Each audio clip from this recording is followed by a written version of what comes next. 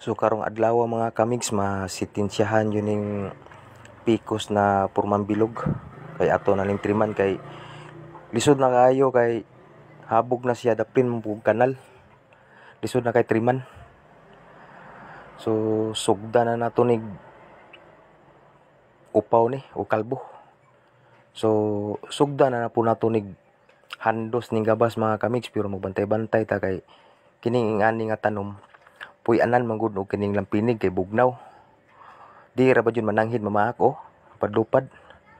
So kalbo na jud mga kamigs. Pero gisayangan ba ako nga giing-ani na ako ning tanuman ni kay pila gud ka tuig na akong minintinay ani para lang jud siya mapurmang bilog.